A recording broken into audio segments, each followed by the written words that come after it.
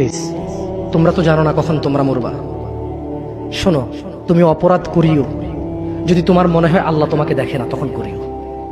তুমি অপরাধ করিও যদি তোমার মনে হয় আল্লাহ তোমাকে জিজ্ঞেস করবে না, তুমি নিশ্চিত বেঁচে যাবা।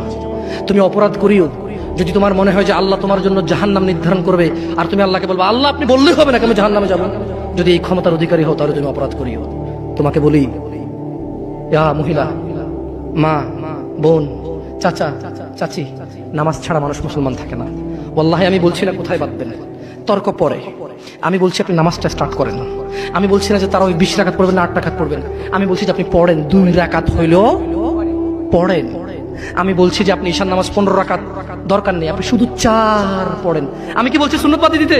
আমি বলছি যে তুমি পড়ছো না, শোনো, ভয় পেও না, ঈশান নামাজ 15 রাকাত তোমার উপরে ফরজ নয়। আমি তোমাকে না করছি না 15 রাকাত পড়তে, আমি বলছি যে তুমি নামাজই পড়ো না, 4 পড়ো। এই 4 রাকাত ঈশা না পড়লে তুমি মুসলিম নও, 3 রাকাত মাগরিব না পড়লে তুমি মুসলিম নও, 4 রাকাত আসর না পড়লে তুমি মুসলিম নও। দেখো, আমাকে দোষ দিও না। বুখারী খোলো, সালাত অধ্যায়ে যাও, আযান অধ্যায়ে যাও। আল্লাহর নবী বলেছে তারা ওরা কাফির, ওরা মুশরিক, ওদের আর আমি মুহাম্মদুর রাসূলুল্লাহ সাল্লাল্লাহু আলাইহি ওয়াসাল্লামের উম্মতের মধ্যে পার্থক্য হচ্ছে নামাজ। ও সাহাবা, ও উম্মত, তুমি চিনবা মুহাম্মদের উম্মতকে সাল্লাল্লাহু। ও আমার উম্মত, তুমি কি আমার উম্মতকে চিনতে চাও? শোনো, তারা যারা আমার উম্মত না, আর এরা যারা আমার উম্মত। ওটা আমার উম্মত যেটা নামাজ পড়ে না, আমার উম্মত। তুমি আল্লাহ নবীর উম্মত ছাড়া কিভাবে মুসলমান হবা? তোমাকে আমি বলি, নামাজটা ছাড়ি প্লিজ। তুমি যে যে অপরাধে লিপ্ত আছো ছেড়ে দাও, চেষ্টা করো, কিন্তু নামাজটাকে তুমি এখন থেকে করবা। তোমার ফজর মিস হওয়া চাই না। তুমি যদি সারা জীবন নামাজ না পড়ো, আমার যায় আসে না। তুমি যদি সারা জীবন নামাজ পড়ো, আমার কিছু লাভ আছে। তুমি নামাজ পড়লে নাকি আমি আমার লাভে কথা বলছি। শোনো, তুমি নামাজ না পড়লেও আমার লাভ আছে। কি? ইন্নামাল আমালু বিন্নিয়া। আমি নেকির উদ্দেশ্যে কথা বলছি, আমার নেকি হয়ে যাবে। কে ঠেকাবে? তুমি তো আর আল্লাহকে ঠেকাইতে পারবা না। তুমি নিজেকে না নামাজ থেকে বিরত রাখতে পারবা, আল্লাহ যদি নেকি দেয় ঠেকাইতে পারবা? তাহলে আমরা সবাই মিলে বলি আল্লাহর দিকে তাকিয়ে শেভ করিয়েন না। দেখেন, এটা অনেক কিছু না, এমন না যে শেভ করলে আপনি একেবারে কাফের হয়ে গেছেন, মুশরিক হয়ে গেছেন, এমন না। লজ্জা থাকা উচিত। কিভাবে কাটতেছেন? কিভাবে? মহিলার ওঠে না, আপনার ওঠে, কেমনে কাটতেছেন? গলা কেটে দিবেন? কাটবেন না কেন? এটা হারাম। এটা কাটাও তো হারাম। শুকর খাওয়া কি হারাম? এই যুবক, তুমি দাঁড়াও, সবাই লক্ষ্য করবেন না, ওকে কেউ ভিডিও করিও না, পরে লজ্জা পাবে ইন্টারনেট আসলে। তোমাকে এখন শুকরের মাংস দেবো, খাবা? কেন খাবা না? জোরে বলো। আপনি শুকরের মাংস খাবেন? আপনি কুকুরের মাংস খাবেন? কেন খাবেন না? কেন? কেমন হারাম? শুকরের মাংস খাওয়া কি হারাম? এই এখানে তাহলে আর বলছি না, কেউ কি রাজি হবে তার বোনের সাথে জানা করতে? কেন? কেন? কেন? কেন? তো নামাজ না পড়া কি? শুকরের মাংস খাচ্ছ না হারাম দেখে নামাজ ছেড়ে দিচ্ছ, তো সেটা তো হারাম। তার মানে তোমার যদি স্বাদ লাগতো আর তোমার বাপ মায় যদি শুকরের মাংস খেতে, তুমিও খাইতা, হারাম আর বাস্তা। তোমার বাপ নামাজ পড়ে না যুবক, তাই তুমি নামাজ পড়ো না। তোমার বাপে ভাত খায়, তাই তুমি ভাত খাও। পাকিস্তানের রুটি খায়, তাই ওরা রুটি খায়। চাইনিজরা এভাবে লাঠি দিয়ে খায়, ওরা লাঠি দিয়ে খায়। শোনো, তুমি বলতে চাচ্ছ তুমি শুকর খাও না কারণ এটা হারাম, তুমি মিথ্যু। তুমি একটা চরম মিথ্যাবাদী, ধোঁকাবাজ। তুমি বলছো তুমি শুকর খাও না, এটা হারাম না? তো তাহলে তুমি নামাজ না পড়ো তো হারাম, তা তুমি কেমনে ছেড়ে দিচ্ছ? এই যুবক, তোমাকে যদি বলে ন্যাংটা হয়ে হাঁটো, হাঁটবা? কেন? কেন? কেন? ন্যাংটা হয়ে কেন হাঁটবা না? কি নোংরা কাজ? নামাজ পড়ো না, তোমার শরম লাগে না? শুকরের মদ কি রাস্তায় হেঁটে মদ খেতে পারবে? কার সাহস আছে? এখানে সাহসের অভাব নাই, বাপরে বাপ। এই কথা বলে আবার কারো সাহস জায়গায় দিতে চাই না, তবে অনেকেই চাইবে না। অনেকেই কেন? শরম। কেন? কারণ কেউ যদি রাস্তা দিয়ে হেঁটে হেঁটে মদ খায়, ওর সাথে কেউ মেয়ে বিয়ে দিবে? কেউ? আপনি রাজি হবেন? রাস্তায় ভাবে মদের বটল নিয়ে হাতে হাতে মদ খায়, এর কাছে মেয়ে বিয়ে দিবেন? কেন? এটা নির্লজ্জ লোক, মদ হেঁটে হেঁটে খায় ওপেনে। এই ছেলেটাই কিন্তু ওপেনে নামাজ পড়ে না, আপনি মেয়ে বিয়ে দিচ্ছেন। আপনি নাকি ধার্মিক? হ্যাঁ, চিটিং মেশিন। ওয়াল্লাহি আমি আপনাকে বদনাম করতে আসিনি, কিন্তু আপনি মিথ্যুক, এটা বুঝে নেন। তো আচ্ছা, আপনাকে মিথ্যুক বলার পর আমার কতটুকু লাভ হলো? 2-4 লাখ টাকা যাবে ঢুকেছে, ঠিক না? আমেরিকা থেকে আসতেছে, না, আমি আপনাকে মিথ্যুক বলে লাভ না, আমি আপনাকে মিথ্যুক বলতে আসি নাই, তবে আমি আপনাকে বলি আল্লাহ ক্ষমাশীল, ক্ষমাকারী। ঠিক আছে, আপনি সত্য দাবিদার হবেন। একটা ছেলে প্রকাশ্যে মদ খেলে আপনি তার সাথে মেয়ে বিয়ে দেন না, একটা ছেলে প্রকাশ্যে নামাজ আদায় করে না। আল্লাহর কসম, এই পৃথিবীতে যত মদ আছে সবাই যদি একজনে খেয়ে ফেলে সে কাফের হবে না। কি হবে না? কিন্তু এক ওয়াক্ত নামাজ ছেড়ে দিলে কাফের। ঠিক, আপনার কাছে মদ খাওয়াটা, আমি কি মদ খাওয়াকে ছোট করে দেখতেছি তার মানে না? এখন কিছু লোক বলে জামশেদ ভাই বলছেন নামাজ না পড়া অনেক বড় অপরাধ, আর মদ খা তুই পুরো পৃথিবীর সব খেয়ালা কিছু না। আমি মনে হয় এটা বলছি, ঠিক না? না, এরকম বুঝে ভাই, বুঝে এরকম অনেকে আছে বুঝে, এটা বুঝিয়েন না, আমি উদাহরণ দিয়েছি। শরম করুন। আপনি বাপের সামনে সিগারেট খেতে লজ্জা করে, বাপের সামনে বেনামাজি থাকতে লজ্জা করে না। আপনারা আপনার স্ত্রীদের সাথে যে ঘুমান, ছেলে সন্তানের সামনে ঘুমান, লজ্জা করে, কিন্তু ছেলের সামনে বেনামাজি থাকেন লজ্জা করে না। আপনি বুঝেন, এই পৃথিবীতে লা ইলাহা ইল্লাল্লাহ বলার পরে, লা ইলাহা ইল্লাল্লাহ বলার পরে, ওয়া আন্না মুহাম্মাদুর রাসূলুল্লাহ বলার পরে শিরক, আল্লাহর সাথে অংশীদারিত্ব হচ্ছে সবচেয়ে বড় অপরাধ। ঠিক আছে, এরপর কাজ হচ্ছে সালাহ, এরপর কাজ কি? নামাজ, এরপর কাজ কি? নামাজ। আপনি জানেন এই নামাজ না পড়লে মানুষ কাফের হয়ে যায়, অথচ মানুষ ন্যাংটা হয়ে হাঁটতে লজ্জা পায়, মানুষ প্রকাশ্যে মদ খেতে লজ্জা পায়, মানুষ প্রকাশ্যে দাঁড়িয়ে পেশাব করতে লজ্জা পায়, মানুষ প্রকাশ্যে প্রেমিকের সাথে কথা বলতে লজ্জা পায়, মানুষ বাপের সামনে সিগারেট খেতে লজ্জা পায়, মানুষ প্রকাশ্যে শুকর মাংস খাবে না, মানুষ প্রকাশ্যে সিগারেট খায় না, মানুষ প্রকাশ্যে গাঁজা খায় না, মানুষ প্রকাশ্যে নাচে না, মহিলারা প্রকাশ্যে গোসল করতে লজ্জা পায়, পুরুষরা প্রকাশ্যে পায়খানা করতে লজ্জা পায়, কিন্তু কেউ এত জঘন্যতম অপরাধ যা না করলে কাফের হয়ে যায়, প্রকাশ্যে সবাই আজান চলে, কেউ মসজিদে আসে না, কেউ লজ্জা পায় না। তাহলে দুনিয়া কি বলেন তো? তুচ্ছ খেলতামাশা। নামাজটাকে ঠিক করেন। যদি আল্লাহ আমাকে বাঁচায় রাখে আগামী বছর আনলে, আজকে পরিচয় দিয়ে গেলাম। কি দিয়ে গেলাম?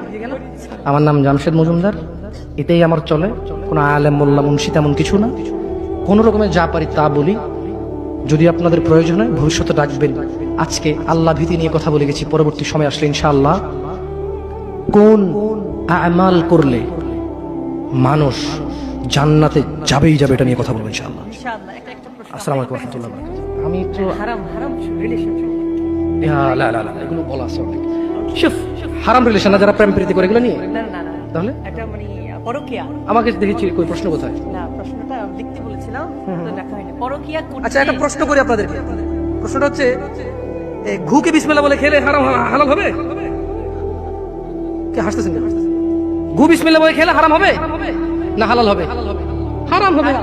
কেউ যদি জিনা করতে যায়, যদি বলে যে বিসমিল্লাহ আল্লাহুম্মা জান্নিবনা শাইতান ওয়া জান্নিবিশ শাইতানা মা রাযাকতানা, জিনাটা হালাল হয়ে যাবে? হ্যাঁ? কেউ মক্কা শরীফে গিয়ে কাবার পাশে বসে যদি মদ খায়, হালাল হয়ে যাবে?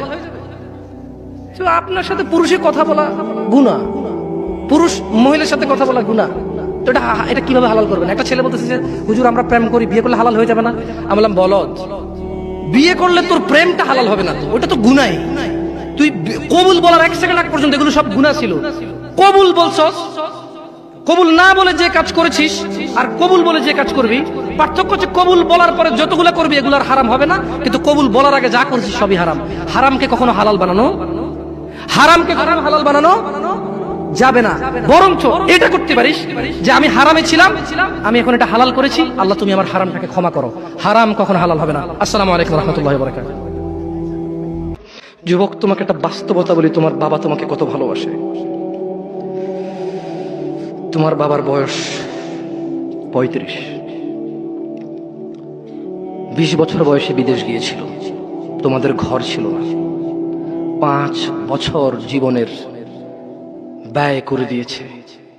বাবা মা, আত্মীয় স্বজন, বন্ধু বান্ধব, ক্রিকেট, ফুটবল, ক্যারাম, কত দাওয়াত, কত আপনজন মারা গেছে, সব ব্যয় করে 25 বছর বয়সে দেশে এসে বিয়ে করেছে ঘর দিয়ে তোমার মাকে।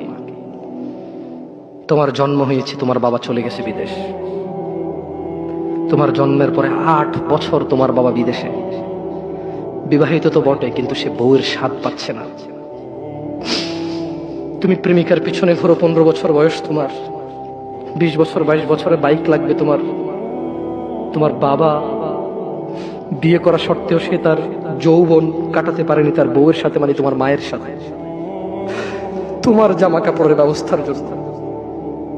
তুমি বুঝো যুবক, তোমার বাবার বয়স এখন 40, সে তোমার মার কাছে আসলে আর অনুভূতি নেই, তার শক্তি কমে গেছে। তুমি বুঝবা না যুবক, 15 বছর বয়সে তুমি যত উত্তেজিত, তোমার বাবা 30 বছর বয়সে এরকম ছিল, সে আসতে পারেনি। তুমি পড়বা বলে, তোমার স্কুলের ফি লাগবে বলে। That much he loves you. তোমার বাবা তোমাকে এত ভালোবাসে। জি, তোমার এই খারাপ বাবাটা যে তোমাকে বাইক নিয়ে দেয়নি, তুমি নষ্টামি করো, মেয়েদের পিছনে করো, মোবাইল রিচার্জ করে দাও মেয়েদের, তোমাকে যে ডেলি 500 টাকা করে দিতে পারে না। এই লোকটা যদি 60 বছর বয়স পায়, তার জীবনের 20টা বছর সে এমন 20টা বছর, যে 20টা বছরে সে হাড় ভাঙা পরিশ্রম করতে পারত, করছে, তোমার মায়ের দেখা সে পায়। এমন মূল্যবান যৌবন 20টা বছর দিয়েছে। 50 বছর বয়সের দেশে আসছে, তুমি বিয়ে করে বউ নিয়ে আলাদা থাকো, তুমি বিয়ে করে শ্বশুর বাড়িতে যাও। তোমার বাবা দেশে তো আসছে, তার যৌবন আর নেই, তার ওই সুখ স্বাচ্ছন্দ্য আর নেই। তোমার যৌবন তৈরি করেছে তার যৌবন দিয়ে। এই মুহূর্তে কোটি টাকা দিলে কি সে যৌবন কিনতে পারবে?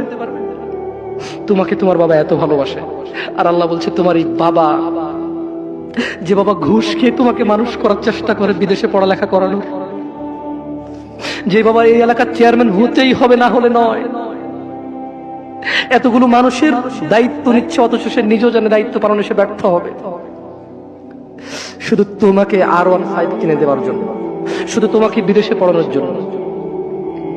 এত মূল্যবান, এত আদরের বাবা। আল্লাহ বলছেন যে ইউবাসসারুনাহুম ইয়াওয়াদ্দুল মুজরিম ও মুহাম্মদ সাল্লাল্লাহু আলাইহি ওয়াসাল্লাম, আপনি সেদিন দেখবেন অপরাধী এই মানুষটা যে এত বোকা, ছেলের জন্য এত কিছু করেছে হারাম ভাবে, হালালের ধার ধারে নাই, হারামের ধার ধারে নাই। জি, আপনি আপনার ছেলেকে ভালোবাসছেন, শুধুমাত্র অপরাধী হয়ে মৃত্যুবরণ করার কারণে আপনি আল্লাহকে বলেন ইয়া আল্লাহ আব্দুল্লাহ রে নাও জাহান্নামে ফেলো, আমাকে ছাড়ো। এই ভালোবাসা ছেলেকে বাসবে? এই ভালোবাসা বাসবে? ইন্না লিল্লাহি ওয়া ইন্না ইলাইহি রাজিউন, ইন্না লিল্লাহি ওয়া ইন্না ইলাইহি রাজিউন। ওয়া সাহিবাতিহি ওয়া আখিহি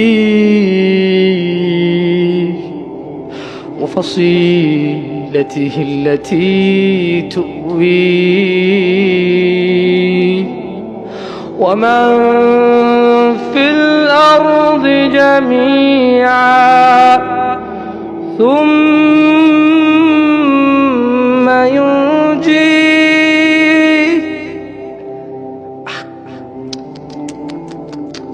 আমার মনে হয় না এই সূরাটা আমি শেষ করতে পারবো। ইন্না লিল্লাহি। আল্লাহ এগুলো কি বলছে? আল্লাহ বলছে যেদিন আকাশ রঙিন গলিত ধাতুর মতো হবে, অপরাধী বাঁচতে চায়, বন্ধু বন্ধুর খবর নেবে না, অপরাধী বাঁচতে চাইবে তার অপরাধ থেকে নিজের সন্তানের বদলে, ইয়া আল্লাহ লে সন্তানকে যা খুশি কর, আমারে বাঁচা। এরপর বলবে ইয়া আল্লাহ ওয়া সাহিবাতিহি ওয়া আখি, আল্লাহ আমার এই সুন্দরী বউর জন্য আমি কত অপরাধ করলাম, আল্লাহ তারে নেও, যা খুশি করো, আমারে ছাড়ো। আমার ভাই অমুক মেয়েকে রেপ করেছে, আমার ভাই অমুকের মাথা ফাটিয়েছে, আমার ভাই জুয়া খেলে, আমার ভাই অন্যায় করে, আমি মেম্বার ছিলাম, চেয়ারম্যান ছিলাম, আমার মেম্বারও ছিলাম না, চেয়ারম্যানও ছিলাম না, দাদার 100 বিঘা জমি ছিল, এলাকার একটা প্রভাবশালী মানুষ, আমার ভাইয়ের অন্যায়কে আমি অন্যায় করিনি, 30,000 টাকায় ওই মেয়ের ইজ্জতকে ঢেকে দিয়েছি। এইরকম আদরের ভাইটাকে বলবে সাহিবাতিহি ওয়া আখি, ইয়া আল্লাহ বউকে নাও, ভাইকে না হাও, ওয়া ফাসিলাতিহি আল্লাতী তুওয়ি, বলবে ইয়া আল্লাহ আমার বংশ, আমি অন্যায় করলে যারা আমাকে আশ্রয় দিত, ইয়া আল্লাহ আমি হারাম করলে, অন্যায় করলে যারা আমাকে আশ্রয় দিত, ওদের সবাইকে নাও, সবাইকে নাও, আমাকে কি করো, কি করো। এখানে এসে ক্ষান্ত হবে না, বলবে ওয়ামান ফিল আরদি জামিআন সুম্মা ইউনজি, ইয়া আল্লাহ জি, যে 200 বিঘা জমির জন্য ছেলের কাছে মেয়ে দিয়ে দিয়েছেন, মেয়ের ধার্মিকতা ছিল, কিন্তু আপনি বাবা হয়ে পাগল হয়ে গেছেন, 200 বিঘা জমির মালিকের সাথে আত্মীয়তা করবেন, আপনার মেয়ে সুখে থাকবে, ছেলে গাঁজা খায়, নামাজ পড়ে না, দাড়ি চাচা, মদখোর, আপনি প্রভাবশালী মানুষের সাথে আত্মীয়তা করবেন, আপনার মেয়েটা তার জীবনে শুধু ভাত খেলে নাকি সুখী থাকবে, আত্মীয়তা করেছেন 200 বিঘা জমির মালিকের সাথে। ধুর, আল্লাহ বলছে যে ইয়া মুহাম্মদ, ও মুহাম্মদ সাল্লাল্লাহু আলাইহি ওয়াসাল্লাম, ও নবী, আপনি দেখবেন এই লোকটা কি চাইবে সেদিন, জানেন? ইয়া আল্লাহ ওয়া ফাসিলাতিহি আল্লাতী তুওয়ি ওয়া মান ফিল আরদি জামিআন সুম্মা ইউনজি, ইয়া আল্লাহ এই দুনিয়ার মধ্যে যত স্বর্ণ হীরা মতি মানিক্য 100 200 500 পুরো পৃথিবী সমান, সব কিছু নাও, শুধু আমাকে আল্লাহ ছেড়ে। সম্ভব? দুনিয়া আল্লাহর কাছে মাসির দানার মতো, কিসের মতো? তো আপনার এই উপহার আল্লাহর কাছে কি? আমি এই জন্য আগে বলেছিলাম, আপনারা আল্লাহর কথা বুঝলে খুব সহজ, দুনিয়া আল্লাহর কাছে মাছির ডানার মতো আরো তুচ্ছ। তো আপনি যদি পুরো দুনিয়ার সব বলেন যে আল্লাহ এই নাও দুনিয়ার সব, আল্লাহর কাছে এটা কিসের মতো না? তো আল্লাহ খুশি হবে এটা? আপনারা কেউ এসে বললো এই নে মশার ডানা আমার সার, লাথি মার মুজে বেটা ভূত বলে মতো সব সহায় ওয়ালা গালাত। ঠিক বলছি না ভুল বলছি? আচ্ছা আমি আসি। খাল্লা না ইন্নাহা লাযা, ও মুহাম্মদ এই অপরাধী ছেলে দিবে, বউ দিবে, ভাই দিবে, আত্মীয় স্বজন যারা আশ্রয় দিত তাদের দিবে, পুরো পৃথিবীতে এবং পৃথিবীতে যা আছে সব দিবে। খাল্লা লা লা না, আমি আল্লাহ মানবো না। ইন্নাহা লাযা, নিশ্চয় জাহান্নামের এই আগুনটা হচ্ছে লেলিহান আগুন, নাযাআতাল লিশ-শাওয়া, যা তার চামড়া খসে দেবে। তাদউ মান আদবারা ওয়া তাওয়াল্লা, জাহান্নাম ওকে ডাকবে। মান আদবারা ওয়া তাওয়াল্লা, জাহান্নাম ওই ব্যক্তিকে ডাকবে যে সত্য কথা শোনার পরেও এটাকে অবহেলা করেছে, অবজ্ঞা করেছে, সত্য থেকে মুখ ফিরিয়ে নিয়েছে। জাহান্নাম কাকে ডাকবে? জাহান্নাম কাকে ডাকবে? জাহান্নাম কাকে ডাকবে? আপনারা মনে আমার কথা বুঝেন না, আমি কি আরো স্লো বলবো? একটু স্পষ্ট বুঝা যায়? জাহান্নাম কাকে ডাকবে? যে সত্য থেকে মুখ ফিরিয়ে নেয়। বলুন দাড়ি কেন চাচ্ছেন এবার বলুন? কোন রিজন নেই আপনার কাছে। আপনাকে যে হুজুর বলেছে আপনি মুসলমান, আপনার নাম আব্দুল্লাহ, ওই হুজুর বোকা। আমি হুজুরকে কি বোকা বলতে আসছি এই জায়গায়, নাকি উদাহরণ দিচ্ছি? ভাই দেখেন, আপনাদের মন মতো না হলে কিন্তু আপনারা উদাহরণের বলেন যে হুজুরে কইছে, আসলে কিন্তু কই নাই, উদাহরণ দিচ্ছি। কি দিচ্ছি? যে আপনাকে বলছে যে আপনার বিয়ে পড়াইতে গেছে, ও বোকা। যে জানে যে আপনি নামাজ পড়েন না, কি পড়েন না, আর আপনাকে লা ইলাহা ইল্লাল্লাহ পড়ে কবরও দিচ্ছে, লা ইলাহা ইল্লাল্লাহ পড়ে আপনার বিয়েও দিচ্ছে, ও হুজুর বোকা। ও নিজেই হুজুর না, ও নিজে কিনা। কারণ সবচেয়ে বড় হুজুর কে? মানুষদের মধ্যে সবচেয়ে বড় হুজুর কে? জনাবে মুহাম্মাদুর, একটু জোরে বলেন, জনাবে মুহাম্মাদুর। তো উনি বলেছেন মান তারাকা সালাহ, যে নামাজ ছাড়লো ফাকাদ কাফার, সে কুফরি করলো। রাসূল কি বলেছে বলেন তো সবাই? রাসূল কি বলেছে? তো এবার আপনি গেছেন ওকে লা ইলাহা ইল্লাল্লাহ বলে বিয়ে পড়াইতে, আরে ওর কিসের বিয়ে? ও বলবে অং বং চং চং পং পং যা পারে তা বলে বিয়ে পড়াবে। আমি খুব তুচ্ছ বলছি মনে না আপনাদেরকে? শরম লাগে না? কি দুই নাম্বারই করবেন না প্লিজ।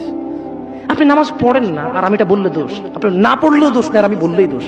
তো যে জিনিস বললেই এত দোষ, আপনি এই জিনিসটা করতেছেন না, কত দোষ চিন্তা করেন। বুঝতে পারছি না? শুনুন, কথা শর্ট করবো ইনশাআল্লাহ, অনেক রাত হয়ে গেছে, আপনার কষ্ট পাচ্ছেন। ইয়া নাস, হে মানুষ, আল্লাহকে ভয় করো। প্রশ্ন তো আসে আমার কাছে, প্রশ্ন শোনার পরে ঘুম আসে না সারা রাত আমার। কি প্রশ্ন? হুজুর, একটা মেয়ে ডিভোর্সি, তার সাথে আমার যোগাযোগ হয়, কথাবার্তা হয়, বিবাহর যা সম্পর্ক সবই হয়। এখন আমার কাছে মনে হয় মেয়েটা লোভী, সে গিফট চায়, আর অন্যান্য ছেলের সাথে মনে কথা বলে। কিন্তু ইয়েতিম মানুষ, আমারও দয়া লাগে। আমার কি মেয়ের সাথে সম্পর্ক কন্টিনিউ করা জায়েজ হবে? আমি কি কয়? আপনি হাসতেছেন, আমার সারা রাত ঘুম আসে না। আমার বউ আমারে কয় তুমি কি পাগল হয়ে গেলা, নিজে নিজে হাসো কেন? আমি বলি যে হাসবো না, কি করবো বুঝতেছি না, জবাব দিব কি আমি? মানে প্রশ্ন এখন আর এটা না যে কোনো মেয়েকে বিবাহ করা ছাড়া কথা বলা যাবে কিনা। কয়েক বছর সম্পর্ক করে, বিবাহের সব সম্পর্ক করে, এখন তার মনে হয় লোভী, অন্য ছেলের সাথে কথা বলে। আবার মেয়েটা ইয়েতিমও, ওর সাথে এখন কথা বললে, কথা বলা ছেড়ে দিলে, ওর আগেও ছেঁকা খাইছি তো, একটা ডিভোর্স হয়ে গেছে, মানে কোনো বদদোয়া লাগবে কিনা আবার। বলেন আমি কি জবাব দিব? আমার কাছে আসে প্রশ্ন। ইন্না লিল্লাহি ওয়া ইন্না ইলাইহি রাজিউন। যাই হোক, ওদের সোর্স অফ নলেজ আমার জানা নেই। মেয়ে খুব পর্দাশীল, কেন আপনার বোন নাই? ওই মেয়ে কি আকাশ থেকে পড়ছে নাকি? ওকে জানো তোর কোনো বাবা নেই? ওর বাপ কি নিঃসন্তান নাকি? ওর বাপের কি পুত্র সন্তান নেই নাকি? ওর মেয়ের কি ভাই নাই নাকি? ওকে আকাশ থেকে আসছে, বিদেশ থেকে ওকে ইম্পোর্ট করে নিয়ে আসা হয়েছে।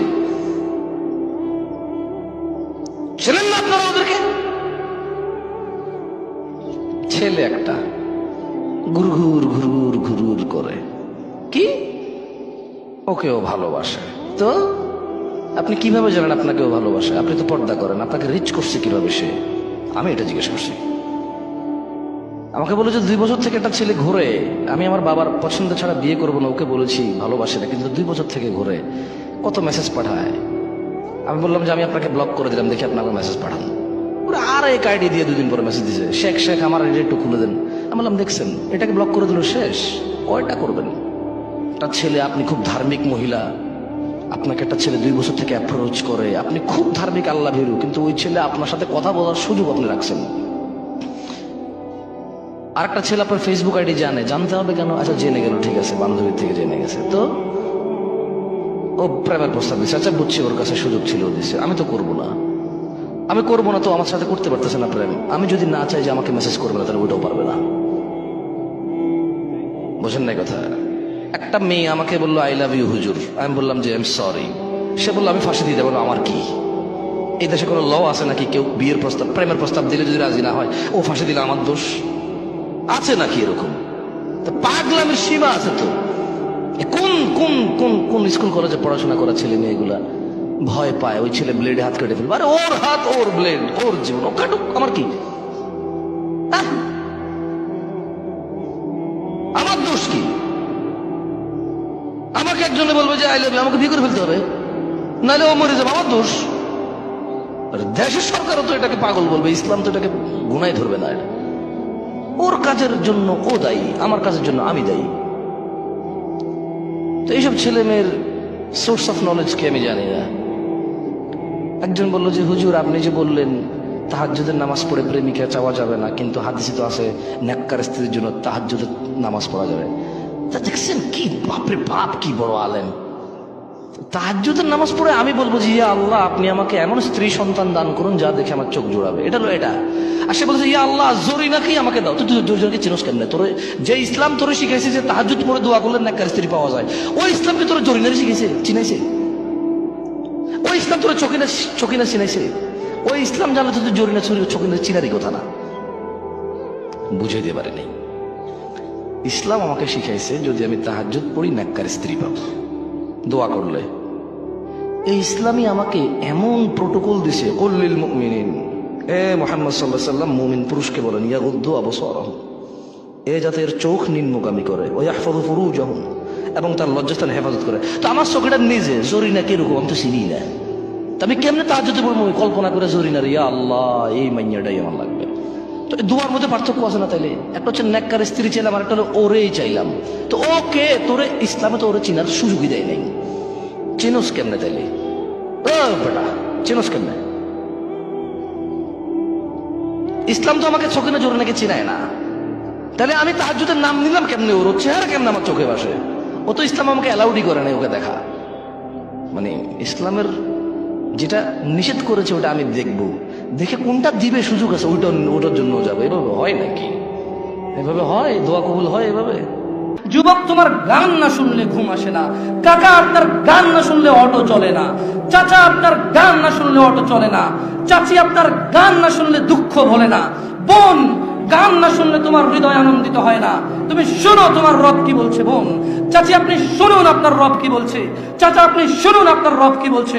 যুবক তুমি শোনো তোমার স্রষ্টা, যার কাছে তোমার নিঃশ্বাস, যিনি চাইলে তোমাকে দগ্ধ করে দিতে পারে জ্বলন্ত আগুনে, যিনি চাইলে তোমাকে দান করতে পারে বাগ বাগিচা নহর যা তোমার পায়ের নিচে বইবে। এত মহান রব তোমাকে বলছে ইন্নামাল মুমিনুন, নিশ্চয় যারা ঈমানদার, নিশ্চয় যারা মুসলিম ঈমান এনেছে মুমিন, আল্লাযীনা ইযা যুকিরাল্লাহু ওয়াজিলাত কুলুবুহুম, যখন তাদের সামনে আল্লাহর স্মরণ করা হয় তাদের হৃদয় শান্ত হয়ে যায়। ওয়া ইযা তুলিয়াত আলাইহিম আয়াতুহু যাদাতুহুম ঈমানা, আর যখন তাদেরকে আল্লাহর দিকে ডাকা হয় কোরআনুল কারীমের আয়াত দিয়ে, যাদাতুহুম ঈমানা, তখন তাদের ঈমান বৃদ্ধি হয়ে যায়। ওয়া আলা রাব্বিহিম ইয়াতাওয়াক্কালুন, তাদের প্রতিপালকের প্রতি তাদের আরো ভরসা বেড়ে যায়। হে যুবক, মুনাফিকের ফাঁদে পা দিও না। তারা চায় তোমরা নেশায় মত্ত হয়ে তোমরা তোমাদের জীবনটাকে জাহান্নামে উজাড় করে দিতে। তারা চায় তোমরা শয়তানের ফাঁদে পা দিয়ে তোমরা আল্লাহ দ্রোহিতা এবং রাসূল দ্রোহিতায় মেতে উঠতে তারা চায়। অথচ আল্লাহ তাআলা তোমাদের সফলতার দিকে ডাকে, অথচ আল্লাহ তাআলা তোমাদের সফলতার দিকে ডাকে। হে মানুষ, মুনাফিকের ফাঁদে পা দিও না। হে মানুষ, মুশরিকের ফাঁদে পা দিও না। হে মানুষ, জাহেলের ফাঁদে পা দিও না। হে মানুষ, শয়তানের ফাঁদে পা দিও না। তারা চায় তোমরা তোমাদের জীবনের সামান্য আনন্দের বিনিময়ে তোমাদের অনন্ত জীবনকে ধ্বংস করে দাও, তোমাদের অনন্ত সুখের জীবনকে তোমরা ভুলে যাও। তারা চায় তোমরা জ্বলন্ত আগুনে জ্বলো। শোনো মানুষ, আল্লাহকে ভয় করো। কিয়ামত দিবসে সব চাইতে কম আযাব যাকে দেওয়া হবে, তার পায়ের নিচে একটা কয়লা রাখা হবে জাহান্নামের। তার মস্তিষ্ক টকবক টকবক করে জ্বলবে, তার মস্তিষ্ক টকবক টকবক করে জ্বলবে। এই ব্যক্তি মনে করবে আমার চাইতে বেশি শাস্তি মনে হয় আল্লাহ তাআলা যত মানুষ সৃষ্টি করেছে আর কাউকে দেয়নি। অথচ আল্লাহ সুবহানাহু ওয়া তাআলা, রাসূল সাল্লাল্লাহু আলাইহি সাল্লাম বলেছেন, এর চাইতে নিম্নমানের শাস্তি আর কাউকে দেওয়া হবে না, যার পায়ের নিচে শুধু একটা কয়লা রাখা হবে, তার মস্তিষ্ক টকবক টকবক করে জ্বলবে। আল্লাহ সুবহানাহু ওয়া তাআলা বলেন, ইউবাসসিরুনহুম, ও মুহাম্মদ সাল্লাল্লাহু আলাইহি সাল্লাম আপনি দেখবেন অপরাধীরা যারা ঘুষ নিয়ে ব্যস্ত, সুদ নিয়ে ব্যস্ত, জিনা নিয়ে ব্যস্ত, মদ নিয়ে ব্যস্ত, জুয়া নিয়ে ব্যস্ত, মিথ্যা নিয়ে ব্যস্ত, আযানকে পরোয়া করে না, সালাতকে পরোয়া করে না, বেনামাজি হওয়াকে কুফরি মনে করে না। ইউবাসসিরুনহুম, আপনি দেখবেন ইয়াওয়াদুল মুজরিম, এই অপরাধীগুলো লাউ ইফতাদি মিন আযাবি ইয়াউমিযিন বিবানি, তারা আল্লাহকে বলবে, ইয়া আল্লাহ, ইয়া আল্লাহ এই ছেলেকে নিয়ে নেন, ইয়া আল্লাহ এই ছেলেকে জাহান্নামে দিয়ে দেন, আমার মুক্তিপণ হিসেবে আমি ছেলেকে দিয়ে দিলাম, আমাকে আজকে আপনি জাহান্নামের আগুন থেকে বাঁচিয়ে দেন। ওয়া সাহিবাতিহি ওয়া আখি, অপরাধী অপরাধ করে মৃত্যুবরণ করিও না মুসলিম। এজন্য আমি বক্তব্যের শুরুতে বলেছিলাম, ওয়ালা তামুতুন্না ইল্লা ওয়া আনতুম মুসলিমুন, মুসলমান হওয়া ছাড়া মরিও না। খবরদার, মুসলমান হওয়া ছাড়া